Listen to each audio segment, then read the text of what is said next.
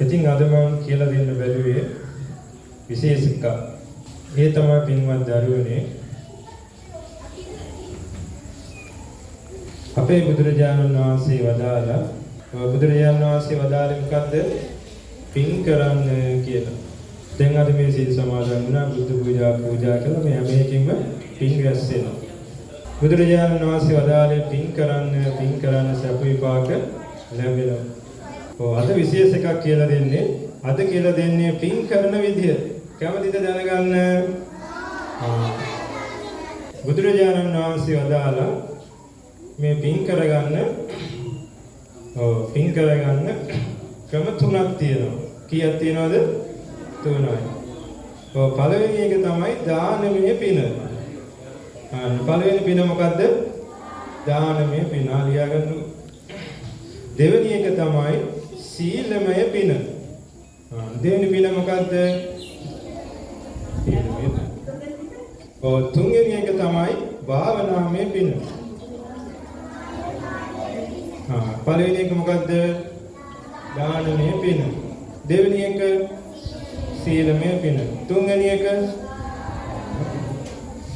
අද කියලා දෙන්නම් දානමය පින ගැන. මේ දරුවෝ අහලා තියනවද? දන් දෙන්න ඕනේව 10ක් තියෙනවා. කීයක් තියෙනවද? දන් දීලා පින් රැස් කරගන්න ඒවා 10ක් තියෙනවා. කීයක් තියෙනවද? මම ඉක්මනට කියන්නම් ඈ. මේ දන්නේ කවුරුත් මේක සූත්‍රයේ තියෙනවා. අංගුත්තර නිකායේ තියෙනවා, සංයුත්ත නිකායේ තියෙනවා. අද මන් දිහා බලන්න. මම බලන් ඉන්න ඕනේ. පළවෙනි එක තමයි කෑම. ඒ කියන්නේ දානය. දැන් අද පූජා කළේ මේවට මොනවද කියන්නේ? දානය. බුදුරජාණන් වහන්සේ වදාලා මේ කෑම පූජා කරපුවාම දානි පූජා කරනවා පින් රැස් වෙනවා. පළවෙනි එක මොකද්ද? දානය. දැන් අපි දාන පූජා කළා නේද බුදුරජාණන් වහන්සේට? දරුවනේ. එතකොට තමන්ගේ ජීවිතේට පින් රැස් වෙනවා. පළවෙනි එක මොකද්ද? දානමය පින. දෙවෙනි එක තමයි පානය කරන දේවල් පූජා කිරීම.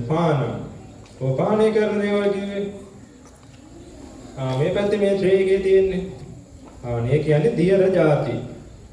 දැන් මේ පැන්නේ පූජා කරන්නේ ස්වාමීන් වහන්සේට. එතකොට පින් රැස් වෙනවා. මොනවද රැස් වෙන්නේ? පින්. බලන්න. එතකොට කෙනෙක් මේ පානය කරන දෙයක් පූජා කළොත් පින් රැස් වෙනවා. පළවෙනි එක මොකද්ද? දානය. දෙවෙනි එක පානය කරන දේවල්. දැන් ඒ කියන්නේ බුදුරජාණන් වහන්සේට පූජා කරන අෂ්ටපාන පූජා කරන්නේ ඒකයි. පින් රැස් වෙනවා. වෙලා වෙන සෑහෙන්න. ඊගාට බුදුරජාණන් වහන්සේ වදාලා දන් දීලා පින් රැස් කරගන්නකොට ඒ කෙනාට යානම් ඒ කියන්නේ වාහනයක් පූජා කරනවා. බලන්න බුදුරජාණන් වහන්සේට සංඝයාට ධර්මයේ නාමයෙන් වාහනයක් පූජා කරනවා. එතකොට මොකද වෙන්නේ? පින් රැස් වෙනවා. පින් රැස් වෙනවා. එතකොට වාහනයක් කිව්වාම ඉතින් රෝද හතරක් මොනේ. අපි බුදුරජාණන් වහන්සේ උදෙසා සංඝයා උදෙසා මේ ධර්ම කට්ටිය නේද? සරප්පු දෙකක් පූජා කරනවා. එතකොට මොකද අහුවෙන්නේ? යානෙට සංඝයා උදෙසා බුදුරජාණන් වහන්සේ වාහනයක් පූජා කළා වෙනවා. ඒක යානෙට අයිති වෙන්නේ. ඒක යානයක් පූජා කරොත් පින් රැස් වෙනවා. දැන් කරුණු කීයක් ඉගෙන ගත්තද? තුනයි. පළවෙනි එක දානය. දෙවෙනි එක පාන. තුන්වෙනි එක යාන. යාන කියන්නේ වාහනය. මේ පැත්ත බලන්න අමතකයි ඈ. අන්තිමට මම කටපාඩම් මේ 10ම කියන්න අවස්ථාව දෙනවා එක්කෙනෙකුට. ලියාගෙන හරි කමන්නේ. ඊගාට බුදුරජාණන් වහන්සේ වදාලා මේ දන් දීලා පින් රැස් කරගන්න එකක් තියෙනවා. මොකද්ද? ඊගාව එක තමයි සෙයියන්. ඒ කියන්නේ සෙයියන් කියන්නේ වාඩි වෙන ඒවා. ඊගාවට නිදා ගන්න ඒවා. ඒ මොනවද? ඔව් බුදුරජාණන් වහන්සේ උදෙසා සංඝයා උදෙසා පූජා කරනවා. යා මේ සෙයියම්. ඒ කියන්නේ වාඩි වෙන ඒවා. කුට්ටු ඔව් යකඩින් අදව කොටුවක්, ඊයෙන් අදව කොටුවක්, ඇඳක්, කොමේසයක් පූජා කරනවා. එතකොට ඒක අයිති වෙන්නේ සෙයියම්. ඔව් පාසුවෙන් ඉන්නේ. දැන් කරුණ කීයද? අන්න හරි. කවුද පුතා අතස්සන්වන්? පුතා උදේ පාඩම් කරගන්න. පළවෙනි එක මොකද්ද? දානය. දෙවෙනි එක තුන්වෙනි එක දානය. හරි. හතරවෙනි එක සෙයියම් කියන්නේ ඇඳ කුඩු.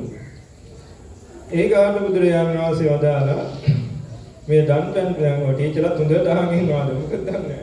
ඔව් ඊගාව එක තමයි බුදුරජාණන් වහන්සේ වදාලා මාලා. ඔව් මාලන් කිව්වේ ඔව් මල් මාලා. ආන්න බලන්න. දැන් මේ පින්වත් දරුවෝ ටීචර්ලා හැමෝම සතුටින් එකතු වෙලා මල් මාලාවක් හැදුවද නැද්ද? හැදුවා නේද?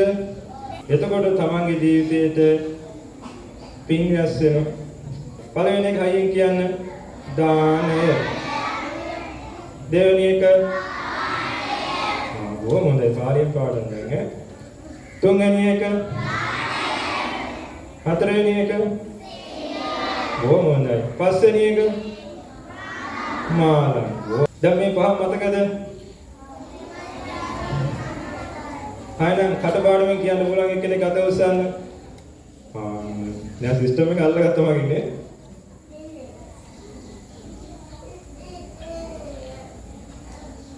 බොහොම දැන් අත පාත් දාන්න. වෙලාව නැහැ නැත්තම් මම දෙනවා එක්කෙනෙකුට. අත පාත් දාන්න. ඕන දැන් පහයි. ඒ කාලේ බුදුරජාණන් දැන් අද ඉගෙන ගන්න පින් කරගන්න ආකාර වලින් පළවෙනි එකේ. ඒ තමයි දානෙ. ඔව් දානෙ මුල් කරගෙන පින් රැස් කරගන්න ආකාර 10යි.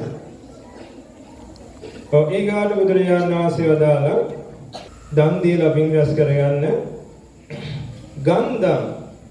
ගන්ධම් කිව්වේ ඒක පාලි වචනේ. ගන්ධම් කියන්නේ සුවඳ. ආන්න බලන්න. බුදුරජාණන් වහන්සේ වදාලා මේ බුදුරජාණන් වහන්සේ උදෙසා ධර්මයේ උදෙසා සංඝයා උදෙසා මේ සුවඳ පූජා කළොත් මොනවද? සුවඳ ಜಾති. එතකොට මේ පූජා කරන කෙනාට පින් රැස් වෙනවා.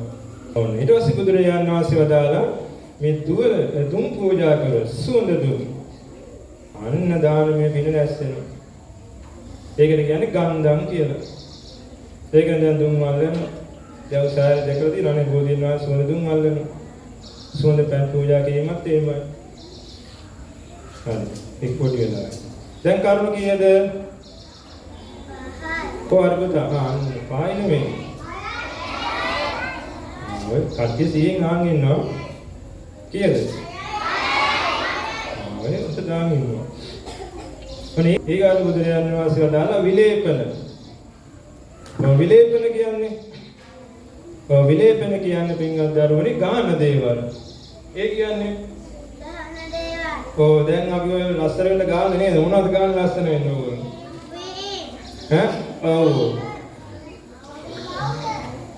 කට්ටිය ඔය කට්ටිය මන් නෙමෙයි අපි ගාන නෑ ඒවා. ඒවට මොනවද කියන්නේ? විලේපන. මොකද්ද කියන නම? හයියෙන් කියන්නේ මොකද්ද නම?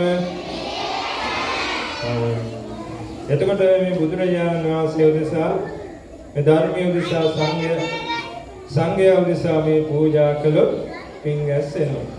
ඒකට බුදුරජාණන් වහන්සේ වදාලා මේ දාන දීලා පින් රැස් කරගන්න කියලා තව එකක් තියෙනවා. ඒ තමයි මන් දිහා බලන්නකො. මෙන්න මේවා. මේ තියෙන මේ මොකද්ද? මේකට කියන නම මොකද්ද? ඔයගොල්ලෝ හොඳයි දන්නවනේ. මොකද්ද නම? මේකට කියන්නේ චීවරය. මොකද්ද කියන්නේ? අනේ පාලියෙන් සිංහලෙන් කියන්නේ සිවුර. මේක පින්වත් දරුවනේ පිනට හම් වෙන එක. Taman සංසාරේ කරපු පිනට හම් වෙන්නේ. විස්තර මම වෙලා නැහැ කියලා දෙන්න. මේකට කියන්නේ චීවරය.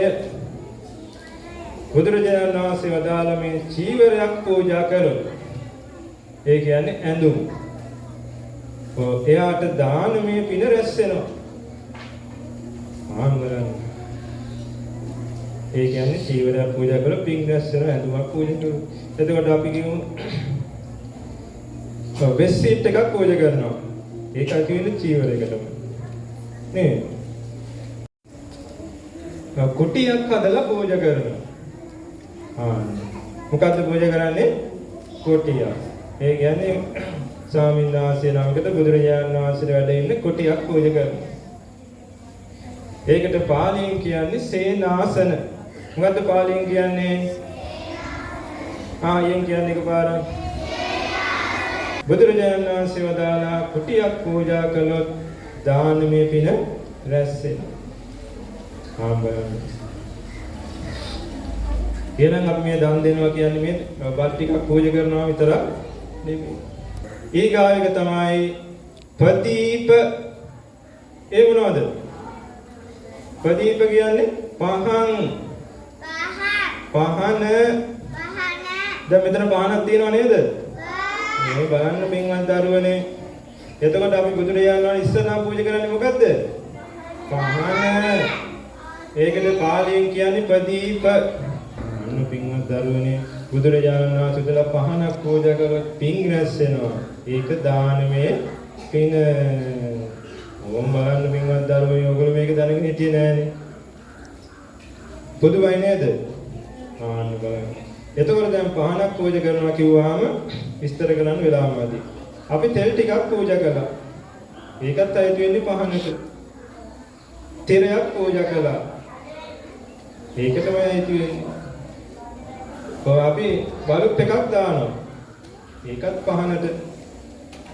අපි ආලෝක පූජාව සඳහා මුදලක් ආධාර කරනවා. රුපියල් 100ක් 50ක්යි. ඒකයි තියෙන්නේ ප්‍රදීප. ආමරණ පින්වත්නි දරුවනේ අපි බුද්ධං සරණං ගච්ඡාමි කියලා සරණ ගිය බුදුරජාණන් වහන්සේ වදාළ මෙන්න මේ 10 පූජා කළොත් දානමය පින රැස් වෙනවා. දැන් අද කරුණු කීයක් ඉගෙන ගත්තද? 10. ඉතින් පින්වත් දරුවනේ පොයේ දවසට අපි මේ ලංකාවේ ඉපදිච්ච සිංහල බෞද්ධ අපි මේ 10 තමයි පූජා කරන්නේ දැනුවත් හෝ නොදැනුවත්. මොකද්ද පළවෙනි එක? දානය. අයියෙන් කියන්නේ දෙවෙනි එක.